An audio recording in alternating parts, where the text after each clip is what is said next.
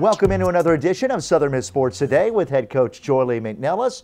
We've got a jam-packed show for you as Southern Miss getting ready for the big weekend matchup with UTSA and just got through wrapping up an epic finish in double overtime against the Charlotte 49ers. And honestly, that was a ball game where it was the type of game you expected, but we both going in felt like that was a game that the Lady Eagles normally get revenge in. Give Charlotte a lot of credit. They made plays down the stretch, especially in double overtime. But take us back through the ball game and how this undersized, gritty bunch of Lady Eagles found a way to hang in there despite not being able to get to the free throw line. You know, we didn't, Josh. I mean, you know, when they played the defense that they played, we did not attack gaps. We did not attack aggressively. Where we were aggressively was in our trapping defense, and that's obviously what led us, when we were down 6 in the fourth quarter, that led us to get back in this game. And so in that situation, you know, we were able to make some deflections and get some easy buckets going the other way, get them to rush a shot. And that's what got us in the game. I mean, the game-tying bucket was, again, Allery Mays leaves number 3 and goes to double Raventos, and Raventos, we get the turnover and get the deflection, and Shantae Hills goes and scores the bucket to put us into overtime. And then we had a great defensive stand at that point. And so, again, Josh, I think that when you look at the big picture, I think that you have to give Charlotte tremendous amount of credit because they did very good. And, you know, Raventos is what I think is one of the better guards in our league. And, you know, she makes things happen, whether she has the ball and is scoring it, or whether she is making plays off the ball. And, you know, I just don't think in the overtime situation, I think we didn't keep her from getting it. You know, we played very lethargic. Like, for example, we were out of gas. And, again, she's that kid that she probably could play 9 overtimes and play, and really has that pep in her step. And I just don't think we controlled her enough to be defensively, to be able to get some things going the other way.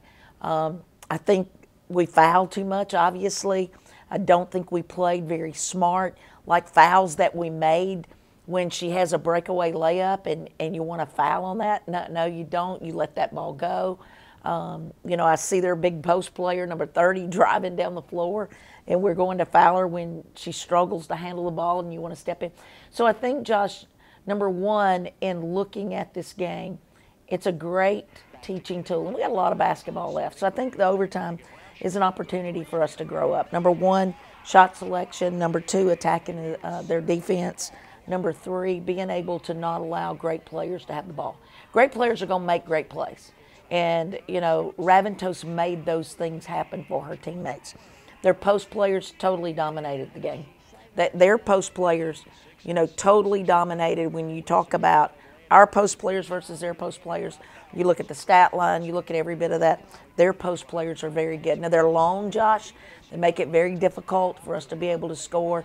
Our post players, even though we have a couple of bigs, we play down to about 5'7", 5'8", rather than playing big. So what we can take from that is let's watch Charlotte. Let's learn from their post players because they're good. Jameson's good. Pearson, that started number 34, had a heck of a game. She almost had a double-double, and she's a kid that doesn't even average many points a game. So, again, it's what I wrote on the board. It's the will. It's the will. And we've got to be able to learn from those situations and grow. I think that you talk about the overtime, and again, I haven't really taken you through it. But in overtime, I think when we did okay in the first overtime, I do think, number one, we took too many outside shots, and I think we took ill-advised shots. I think it only got worse in the fourth quarter. The second overtime. We shot the ball too quick. It's very easy when you shoot the basketball that you've got to get your butt, you got to get your legs in it, but when you play that many minutes, then your legs are not going to be under it. And so one of the things that I think I made a mistake as a coach is I think we played some kids too many minutes on the perimeter. I'm not talking about the post, but I think we depended on too many kids, too many minutes to step up and make plays for us when those kids needed breaks. So I take that responsibility in being able for our exhaustion. And again, I think that it's an opportunity for us to grow. It's an opportunity for us to grow as coaches and continue to learn. And, you know, I think that what you learn from it is the will. You know, when your back is against a wall, who in the heck is on that floor that you can put your whole faith and your soul in? Who is that? I don't think it can be one player. I don't think it can be one player. I think ideally it'd be 5. We don't have 5. We have a few. And again, we've got to be able to have that intuition and that ball of guts inside of us burning to make that happen. Where we struggle, and we talked about this in our pregame radio show, you know, it's change. We started back to school. What's our mentality? How are we going to handle it? You know, we've had basketball as our major part of our mind for a month, 6 weeks almost, and we got better. But this week again, the change with this group is not, we don't handle change, and I think again that's a mark of youth. That's a mark of youth. You know, when you don't have upperclassmen players, multiple ones, we don't have many, and I think that causes us to struggle. But I will tell you, I thought through regulation, we played our behinds off. We played very well. 4 players in double figures in that ball game, respectively. Part at 15 points in 18 minutes. We picked her the player of the game because of her 7-0 run that she fueled after Charlotte had gone on that 12-0 run. It was certainly a lot of bright spots. Jayla King had another double-double, her 8th of the season. We'll take a break. When we come back, we're going to look back on an exciting week, a week that 2 more wins on the road. That capped a 3-game winning streak, and that really sent the Lady Eagles into the ball game with Charlotte last night with a whole ton of confidence. We'll take a break. We'll be back right after this. You're watching Southern Miss Sports Today.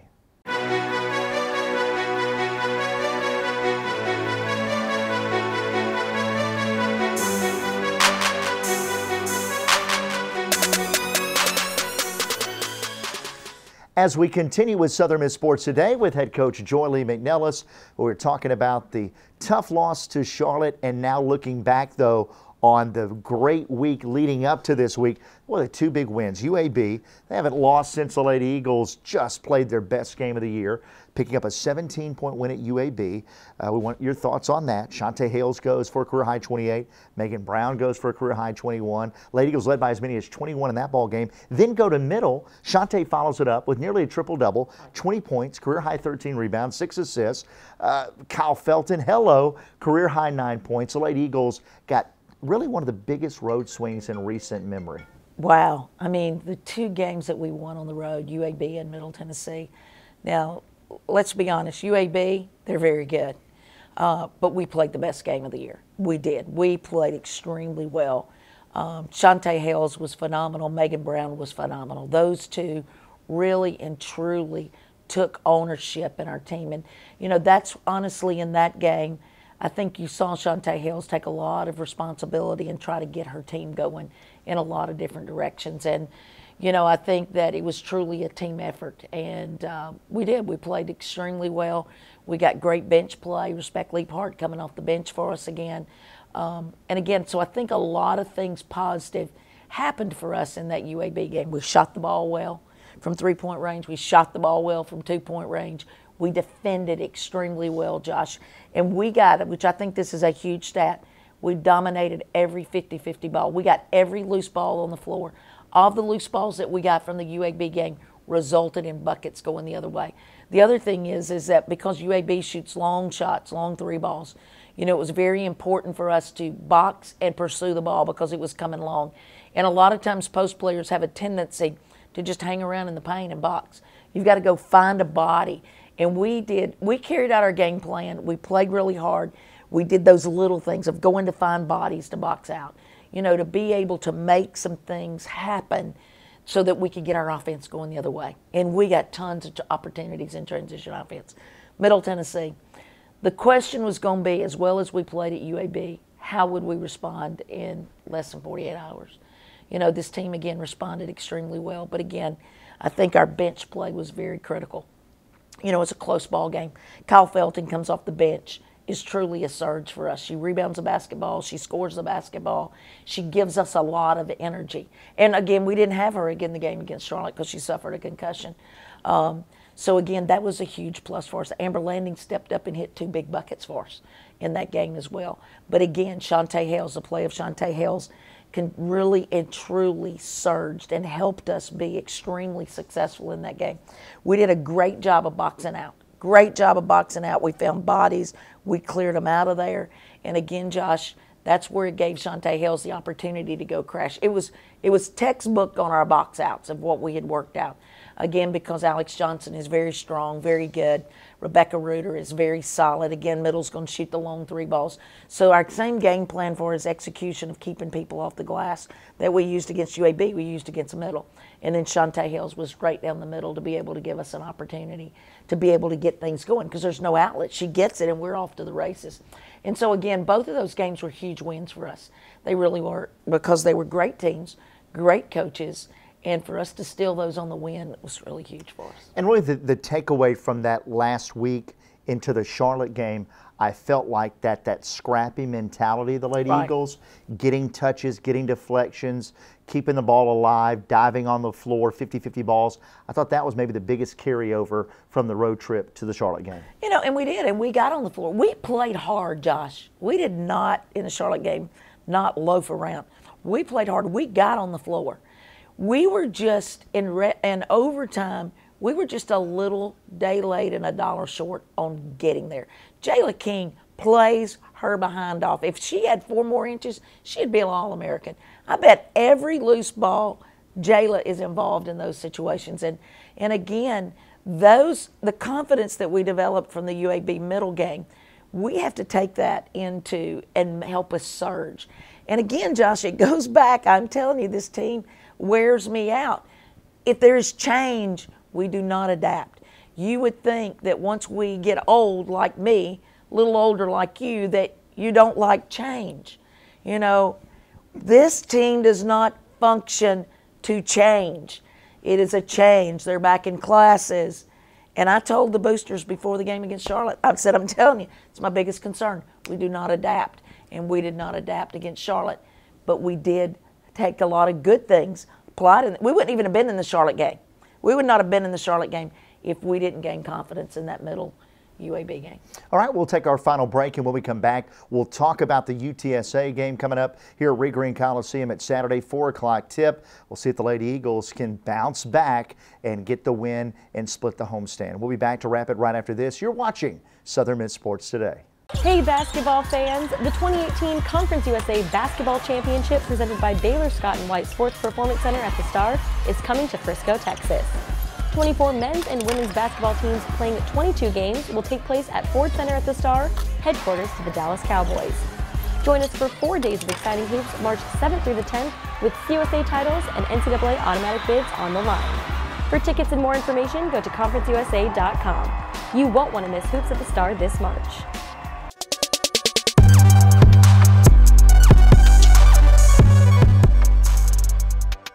As we wrap this edition of Southern Miss Sports Today with head coach Joy McNelis, Lady Eagles, big matchup coming up in, depending on when you're watching this, maybe in less than 24 hours. And Joy, this is a Roadrunner team.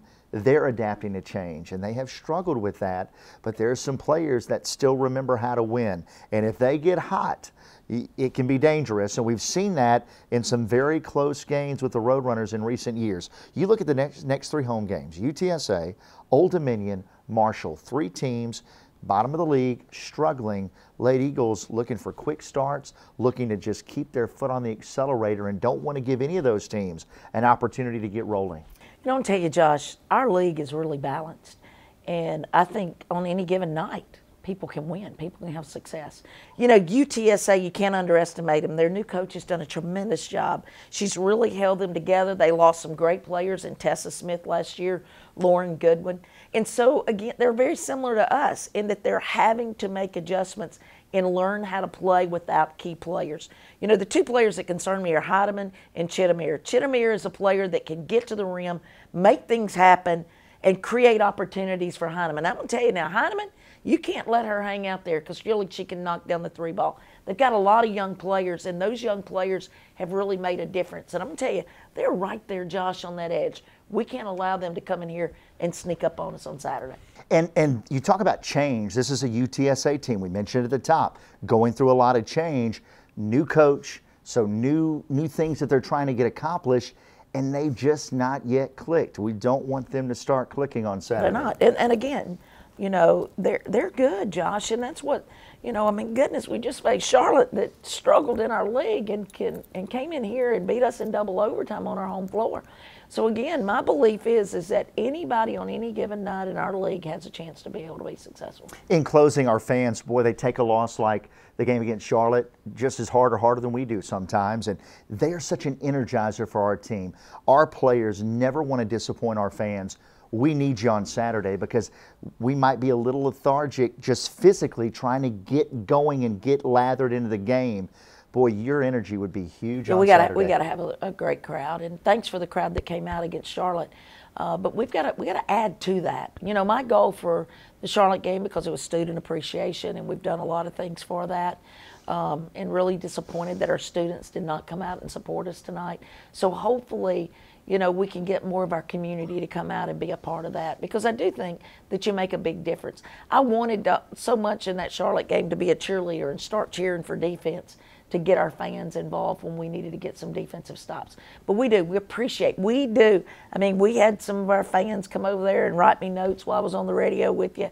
And we're very special in that we're very fortunate because we have very special people that is truly a part of our program. And so, again, Josh, it's a building process, and we just need a huge crowd out for Saturday at 4 o'clock against UTSA. All right. Well, Coach, thanks for burning a little of the midnight oil with us as we shoot this show and get caught up, and we appreciate Craig Adams. Craig's been a little bit under the weather. When you see Craig, tell him that you're happy he's back and feeling 100%. He's been battling that same crazy flu that everybody has been battling. We're happy to have him. We couldn't do this show without him. For Craig, for Joy, I'm Josh West. Until next time, you've been watching Southern Miss Sports Today.